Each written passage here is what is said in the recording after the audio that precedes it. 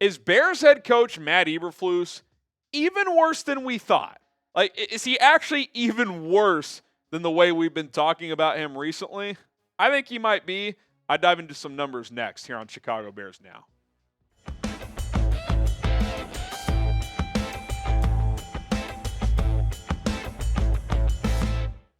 Matt Eberflus is bad. I'm Harrison Graham. Welcome into Bears Now by Chat Sports. And obviously, and we don't need to just completely reiterate it, you guys know where I sit. If this is your first time watching this show, I think he's a terrible head coach. I have made strong arguments that I do think he's a good defensive coordinator. And in general, I still think that. But what I'm going to outline today is, have we actually overvalued him as a defensive coordinator and play caller too? Which is like the one thing he's held his hat on. So what I'm going to do today, because with Montez Sweat out yesterday, ended the streak of holding opponents to 21 points or less, I said, you know what? I'm going to look at the numbers for games Eberflus has called the defense for with Montez Sweat and without him. Now remember, he did not call plays his first year. That was Alan Williams, or week 1 of year 2. Remember, Alan Williams called the first game, had whatever the hell happened. We still don't know. And he was relieved of his duties before week 2 last year, which, looking back, is still crazy. Like, your defensive coordinator was relieved after one game due to something off the field that was that bad. I mean, that is just another chapter in the Flus regime. But so keep that in mind. This is week 2 of last year to now. Games with and without Montez Sweat. So let's just dive into some numbers here. Sweat has played for 16 games with the Bears. Just missed last week, obviously. And without Sweat, Flus has called the defense for 8 games. With Montez Sweat, they allow 17.6 points per game. Really good. Yards per game, 313.5. They've taken the ball away 32 times, an average of twice per game. That's pretty good. 40 sacks, that's 2.5 a game. That's not amazing, but pretty good. 9-7 record. That's actually pretty solid. That's like a fringe playoff team. Without Montez Sweat, 26 points per game, almost 9 points more. Yards per game, 30 more per game, which not crazy difference, but still, that's 3 first downs. Only 10 takeaways, obviously half the games, but let's say you double that. That's only 20 in 16 games. You're still minus 12 there on average. Sacks, only 12. I mean, if you remember last year, they were the worst pass rush in the NFL before they got Montez Sweat. Polls called them a multiplier. That's clearly been the case. And 2-6 win-loss record. It's pretty startling when you actually look at those numbers on one screen. The differences one player makes. Like, I get it if a quarterback makes that big of a difference. And I like Montez Sweat a lot, but this isn't Myles Garrett. This isn't Lawrence Taylor. This is a really, really, really, really good player and pass rusher. But Montez Sweat's not going to the Hall of Fame probably. Now, maybe he rattles off 8 or 10 more big years and he gets in or something like that, but I wouldn't view him as a top 3 edge rusher in this league. But without him, Flus's defense can't function. It's kind of amazing when you look at the numbers there. Like, look at Montez Sweat's numbers in 16 games with the Bears. Like, good, right? Good player, almost 10 sacks, 20 QB hits. He sets the edge well as a run defender. Clearly, he draws double teams, and it frees up other guys. Like, I think he's been a big reason why Javon Dexter's taken a good step this year. Like, I'm not trying to diminish Montez Sweat at all. I think he's a very, very good player. I'd say like a tier 2 edge rusher, just below like the elite guys like the Bosas, the Crosbys, the Garretts, etc. But he's not a 9-point player. Like a 9-point difference? Like, you're a below average defense without him, and you are a elite defense with him. Like, the pendulum should not sway that much whether or not Montez Sweat plays on a Sunday. Now, I get it's a relatively small sample size, especially this year. He's missed 1 game this year. But it's kind of startling. The 1 game he misses, you give up almost 30 points. You can't stop the run. They don't even have to throw the ball to beat you. And some people might say, well, the guys in the secondary were out too. Guys, people have been out in the secondary for weeks now. Brisker hasn't played in a month. Gordon's missed the last few games. That part of it was not new. And the Cardinals threw for like 140 yards. The pass defense was not the issue. They couldn't stop the run. And Montez Sweat's out, and you collapse as a defense. So, like, are we overvaluing the one thing Flus does well, which is called defense? those numbers suggest we might be.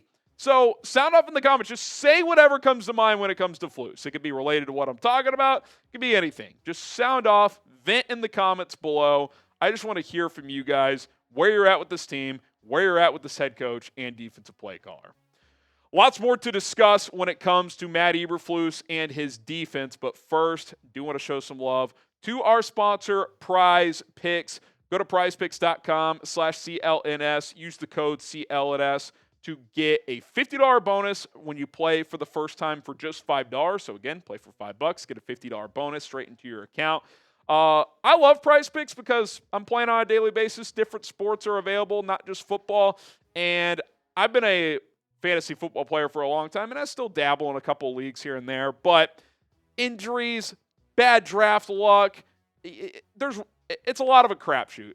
I like Prize Picks better. I like getting on the horse every single day and having more control of my team on a day-to-day basis and setting different lineups, getting my feet wet with different players. Like, you're not stuck with the same guys all year. I've got this going next week. Aaron Rodgers, less on his passing yards. Love going anti-Aaron.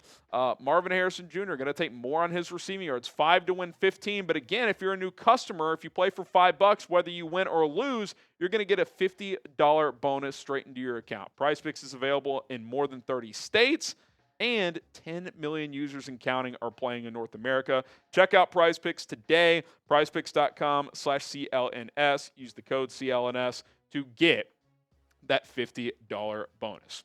All right. Also, when it comes to Matt Eberflus, this stat/study, whatever you want to call it, courtesy of Sports Illustrated, I was reading an article the other day.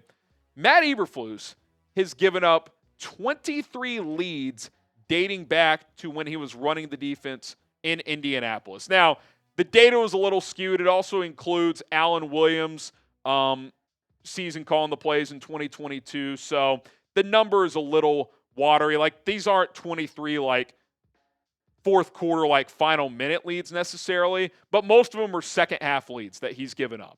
So again, he could call defense, he could dial things up. I like him for the most part as defensive coordinator, but if you can't close games with your defense, like, that's what the elite defensive guys do. They're good throughout the game, but they also they bury you at the end. That's not what Matt Eberflus has done historically. So what do we always say? What is the one thing where we're like, well, at least like he runs the defense well, when the one thing he does well and brings to the table as your head coach is overvalued when you dive into some of the things? It's like, what are we even doing here? What are we even doing here? We know he's not a good head coach.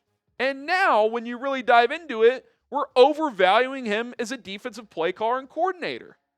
I just don't understand what this organization, Ryan Poles, Kevin Warren, McCaskey's, whoever, sees in him to believe that he can be a high-level head coach. Forget defense coordinator, head coach. And I'm just analyzing what he does well now, which is not as well as we probably think it is. Like, look at Detroit without Aiden Hutchinson.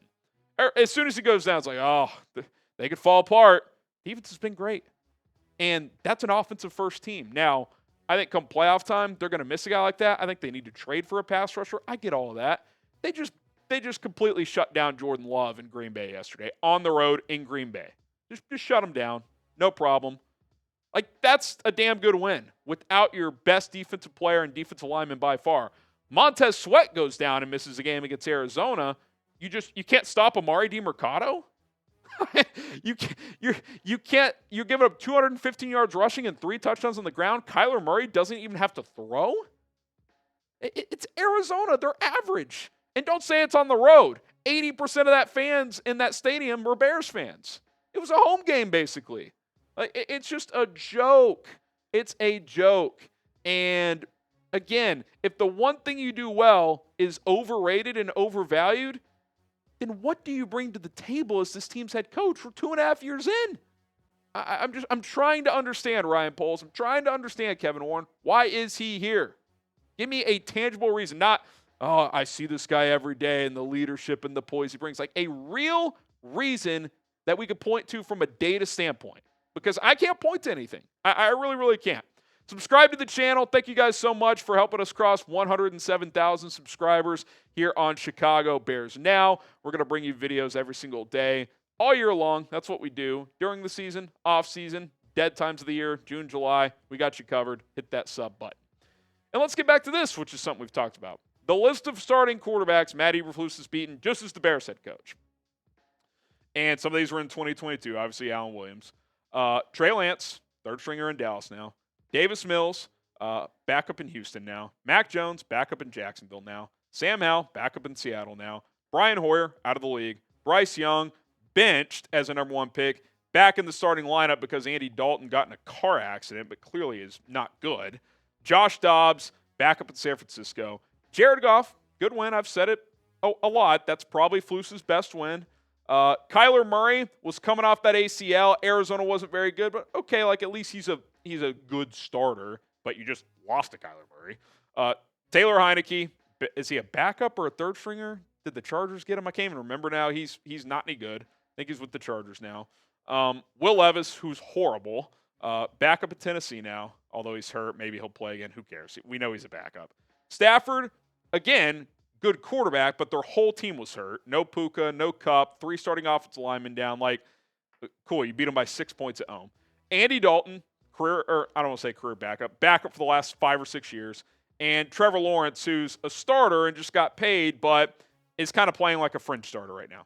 That's the list. That is the list. So, again, to conclude, I do think he's a good defensive coordinator. I think he will get a defense coordinator job.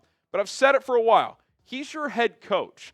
And now when you dive into the data, you dive into the numbers, the one thing that we constantly say, well, at least he's good at this, he's not even as good at that as we probably think. So it's just more evidence that why is he the head coach? He should not be here. It's above his skis to be an NFL head coach. And, I've gotten a couple of DMs, compassionate ones, and I'd like to think I'm a pretty passionate guy, and I have compassion for people, sympathy for. I'm empathetic. Like, oh, you're calling for someone to get fired. He's got a family. Yeah, I get that, and like, I don't want to be that guy. But this is a business, and guess what? Matt Eberflus has tens of millions of dollars in the bank. He will be okay. He will land another coaching job in the NFL. I get it. He may have to move his family, all that. That's what these coaches sign up for. That's the reality of the situation. It is my job to analyze what I'm seeing. And that's what I'm doing here. And I've come to a pretty clear conclusion that this guy isn't good enough. I said it last year. They brought him back. I was like, okay, it is what it is. Open mind to see how it goes this year. Sure, you're 4-4, but it's kind of a fake 4-4. And let's be honest. Moving forward, all these NFC North games coming up, it's probably going to get pretty ugly, and it's going to get ugly fast. So why is he the head coach here? Can someone tell me? Because I don't know the answer. Should the Bears fire Matt Eberflus? Y for yes, in for no. Let me know in the comment section down below. You guys know where I stand. I would have done it last offseason. I would do it today. I would do it tomorrow. Do it the next day. I'm talking my wife for yes. All right. Thank you guys for tuning in to Chicago Bears Now. More to come here on this channel. Lots of news, rumors, injury updates to react to. So lock us in. Hit that subscribe button.